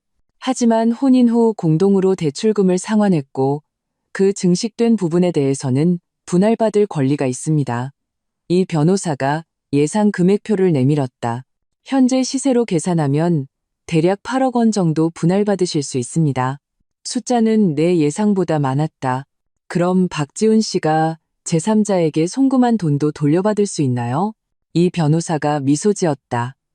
혼인 기간 중 일방적으로 거액의 공동재산을 처분하는 것은 위법 행위입니다. 법률사무소를 나와 나는 잠시 망설이다가 회사로 갔다. 엘리베이터에서 동료들을 마주쳤다. 그들의 시선에는 호기심과 걱정이 섞여 있었지만 누구도 직접적으로 묻지는 않았다. 직장은 이런 점이 가정보다 나았다. 모두가 거리를 지킬 줄 알았다. 부장님은 나를 보자마자 회의실로 데려갔다. 괜찮아? 휴가 더 필요하면 말해. 아니요, 괜찮습니다. 일하는 게 오히려 집중하는 데 도움이 될 거예요. 나는 억지로 웃었다. 박지훈 어제 회사에 왔다가 나한테 쫓겨났어. 부장님이 코웃음을 쳤다. 혼인 신고서 들고 와서 안내 데스크에서 난리를 치길래 바로 보안팀 불렀지. 나는 안도의 한숨을 내쉬었다. 감사합니다. 별말을? 부장님이 내 어깨를 두드렸다. 대표님께서 회사 차원에서 전적으로 지원하라고 하셨어. 법률 자문이 필요하면 우리 회사 자문 로펌이 언제든 대기 중이야. 이런 지지에 눈시울이 뜨거워졌다. 지난 7년간 박씨 집안에서 나는 이방인이었다. 그런데 오히려 이곳에서 가족 같은 따뜻함을 느꼈다. 오후에 어머니에게서 전화가 왔다. 목소리가 긴장되어 있었다. 유나야, 지훈이랑 그 엄마가 우리 집에 왔어. 기어코 민준이를 보겠다고 난리야. 가슴이 철렁했다. 만나게 해주셨어요? 당연히 안 되지. 네 아빠가 문 앞에서 맑고 아이를 보려면 변호사 통해서 오라고 했어. 어머니는 잠시 말을 멈췄다. 근데 지훈이 엄마가 바닥에 주저앉아서 울고불고 소리 질러서 이웃들이 다 구경 나왔어. 신경 쓰지 마세요. 내가 이를 악물었다. 다음에 또 그러면 바로 경찰에 신고하세요. 전화를 끊고 나는 즉시 이 변호사에게 연락해 접근금지 명령을 신청했다. 동시에 민준이 유치원에도 연락해 나와 내 부모님 외에는 누구도 아이를 데려갈 수 없다고 신신당부했다. 저녁에 민준이를 데리러 갔을 때 선생님이 조용히 내게 말했다. 오늘 자신을 아이 아빠라고 밝힌 남자가 전화해서 상황을 물어봤어요. 어머님이 말씀하신 대로 알려드릴 수 없다고 답변했습니다. 나는 민준이의 뺨에 뽀뽀했다. 오늘 재밌었어? 응, 새 선생님이 나한테 별 스티커 붙여줬어. 민준이가 그림 한 장을 신나게 흔들었다. 엄마, 내일도 올 수 있지? 당연하지. 코끝이 찡해졌다. 박씨 집안에서 시어머니는 늘 민준이가 성격이 이상하고 정이 안 간다고 말했다. 그곳을 떠난 지 이틀 만에 아이는 이렇게 밝아졌다. 집에 도착하자마자 초인종이 울렸다. 도어스코프로 보니 소연이었다. 나는 그제야 문을 열었다. 최신 정보야. 소연은 들어서자마자 목소리를 낮췄다. 박지훈, 회사의 외도 사실 다 퍼졌어. 지금 소문이 파다해. 그 유리라는 여자는 병가 내고 잠수 탔대. 나는 아무런 동정심도 느끼지 못했다. 자업자득이지. 더 대박인 소식도 있어. 소연의 눈이 반짝였다. 박지혜, 지금 남편이랑 이혼 소송 중이래. 남편이 그 집안 콩가루 같은 꼴 더는 못 견디겠다고 했다더라. 나는 고개를 저었다. 박씨 집안의 통제욕은 누구든 미치게 만들지. 이야기하는 동안 휴대폰이 울렸다. 모르는 번호였다. 잠시 망설이다가 받았다. 여보세요. 유나이니? 전화기 저편에서 시어머니의 힘없는 목소리가 들려왔다. 예전에 그 기세등등한 모습과는 전혀 달랐다. 무슨 일이시죠? 내가 차갑게 물었다. 유나야, 내가 잘못했다. 시어머니가 흐느꼈다. 집으로 돌아오렴. 우리 가족 다시 잘 지내보자. 나는 내 귀를 의심했다. 어머님, 지금 저한테 사과하시는 건가요? 내가 늙어서 주책을 부렸어. 시어머니는 계속 연기했다. 민준이도 할머니 보고 싶을 거 아니니 애 데리고 와서 밥 한 끼 먹어라. 됐습니다. 나는 단번에 그녀의 의도를 간파했다. 친척들이 진실을 다 알게 돼서 체면이 안 서니까 이 전화하신 거잖아요. 전화기 저편이 몇 초간 조용해졌다. 시어머니의 목소리가 갑자기 예전의 날카로움을 되찾았다. 서윤아, 너 잘해준다고 오냐오냐 해주니까 아주 기어오르는구나. 내 아들은 너보다 젊고 예쁜 여자 얼마든지 만날 수 있어? 너같이 애 딸린 이혼녀를 누가 데려가겠다고? 축복 감사합니다. 나는 전화를 끊고 소연을 향해 어깨를 으쓱했다. 누군지 알겠지? 소연이 눈을 흘겼다. 연기력이 너무 허술하네. 자애로운 어머니인 척하는 게 하나도 안 닮았어. 밤에 민준이가 잠든 후 나는 컴퓨터를 켜 이메일을 확인했다. 이 변호사가 박지훈의 공식 답변을 보내왔다. 그는 내가 민준이의 주 양육권을 갖는데 동의했지만 주 2회 면접교섭권을 요구했다. 재산 분할은 3억 원밖에 줄 수 없다고 버텼다. 당신의 한계를 시험하는 겁니다. 이 변호사가 전화로 분석했다. 강경하게 대응하는 것을 추천합니다. 양육권은 협상의 여지가 없다고 전해주세요. 면접교섭은 반드시 제 감독하에 이루어져야 합니다. 내가 단호하게 말했다. 재산은 7억 원 이하는 어림도 없고요. 전화를 끊고 나는 채용 사이트를 둘러봤다. 회사가 나를 지지해주고는 있지만 이혼 후에는 민준이를 돌보는데 더 많은 시간이 필요할지도 모른다. 프리랜서가 좋은 선택일 수도 있겠다. 휴대폰이 다시 울렸다. 이번에는 지훈이었다. 유나야, 우리 꼭 법정까지 가야겠어? 선택권은 당신한테 있어. 나는 평온하게 말했다. 서명하고 돈 받고 헤어지든가 아니면 소송 걸어서 내가 당신이랑 유리 씨 일을 세상에 다 까발리든가. 너, 지훈이 격분했다. 독한 년. 다음 날 이 변호사에게서 전화가 왔다. 박지훈이 양보했다고 했다. 재산 분할 6억 원에 동의했고 면접교섭은 주 1회 반드시 사전 예약하는 조건으로 변경했다. 기본적으로 우리가 원하던 바를 달성했습니다. 이 변호사는 만족스러워했다. 받아들이시겠어요?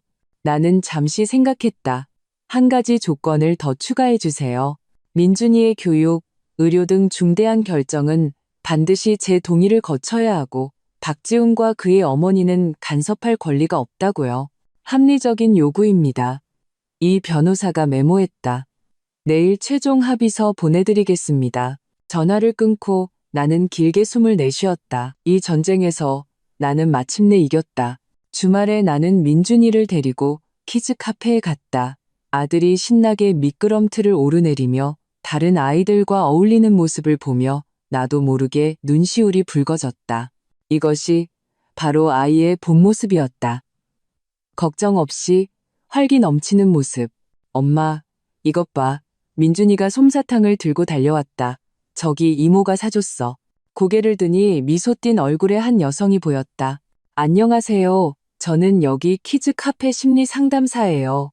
민준이가 며칠 사이에 눈에 띄게 좋아졌어요. 감정적으로 훨씬 밝아졌고요. 감사합니다. 나는 조금 놀랐다. 여기에 심리 상담도 있나요? 네, 저희는 모든 아이의 행동 변화를 관찰합니다. 그녀가 온화하게 말했다.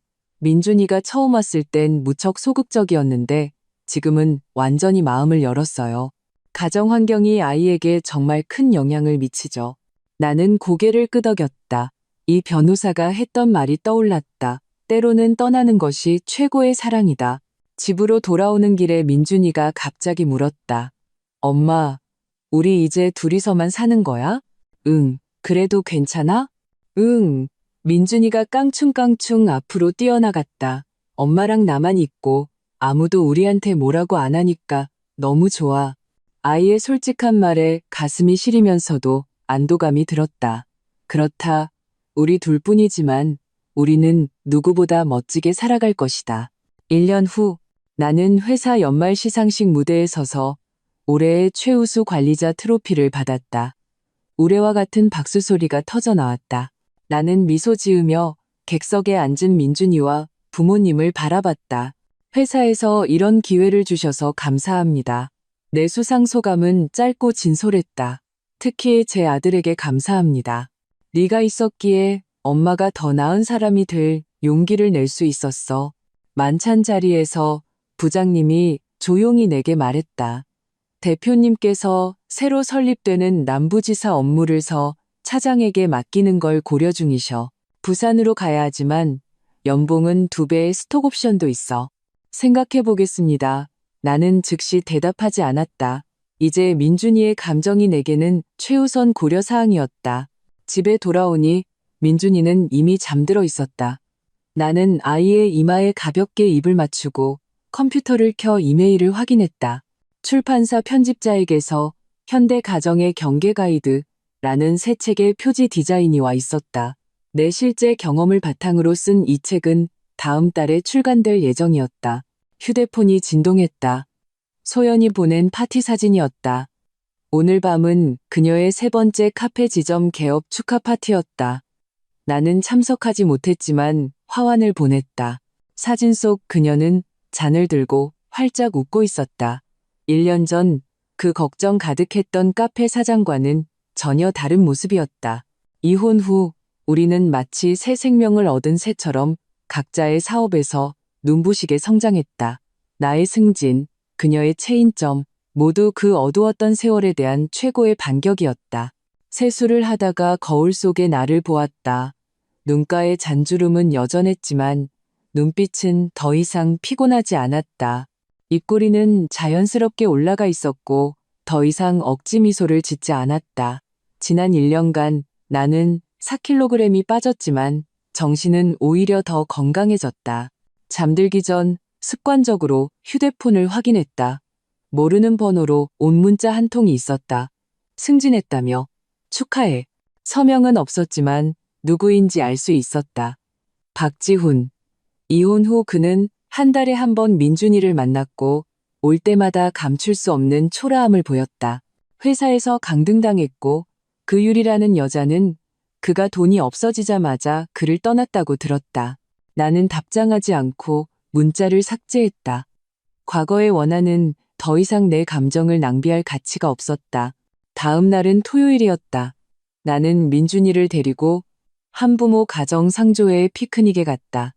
잔디밭에서 아이들은 뛰어놀고 엄마들은 각자의 경험을 공유했다. 그래서 저는 모든 비행기 표를 환불하고 아들을 데리고 나왔어요. 나는 평온하게 내 이야기를 했다. 때로는 환불하는 것이 최고의 티켓팅이더군요. 새로운 삶으로 향하는 편도 티켓을 사는 거죠. 박수 소리 속에서 몇몇 젊은 엄마들이 눈물을 글썽이는 것을 보았다. 한 수줍은 여성이 다가왔다. 유나 씨, 저도 비슷한 일을 겪고 있어요. 조언 좀 해주실 수 있을까요? 나는 그녀의 손을 잡았다. 첫 단계는요, 자신만이 아는 은행 계좌를 만드는 거예요. 활동이 끝나고 민준이가 신이 나서 내게 말했다. 자기는 새로운 친구를 사귀었고 그 친구의 수도 아빠랑 같이 살지 않는다고 했다. 다음 주말에 같이 과학관에 가기로 약속했다고 했다. 잘했네. 나는 아들의 머리를 쓰다듬었다. 1년 전 그 내성적이고 민감했던 아이가 이제는 먼저 다가가 친구를 사귈 수 있게 되었다. 집으로 돌아오는 길에 부동산 중개업소 앞을 지나게 되었다. 쇼윈도에 붙어 있는 방 3개짜리 아파트 매물 정보가 내 눈길을 끌었다. 학군 좋고 남향에 큰 베란다까지 있었다. 엄마, 이 집 마음에 들어? 민준이가 예리하게 내 시선을 눈치챘다. 응, 좋아 보이네. 나는 웃으며 아들의 작은 손을 쥐었다. 어쩌면 내년에는 우리 집을 살 수 있을지도 몰라. 그럼 나 공룡문에 방 가져도 돼? 당연하지, 우리 아가. 네가 원하는 건 뭐든지. 석양이 우리의 그림자를 길게 늘어뜨렸다. 발걸음은 가볍고 단단했다. 이 길을 오기까지 쉽지 않았지만 한 걸음 한 걸음이 모두 가치 있었다. 밤에 민준이가 잠든 후 나는 컴퓨터를 켜 새 책의 후기를 쓰기 시작했다. 가정은 감옥이 되어서는 안 되고 결혼은 족쇄가 되어서는 안 된다. 헌신이 착취가 되고 인내가 방종을 조장할 때 당신은 멈춤 버튼을 누를 권리가 있다. 이것은 이기심이 아니라 자신을 구하는 것이다. 당신 자신을 위해 그리고 당신의 아이를 위해 여기까지 쓰고 나는 창밖을 바라봤다. 밤하늘에는 수많은 별들이 반짝였다.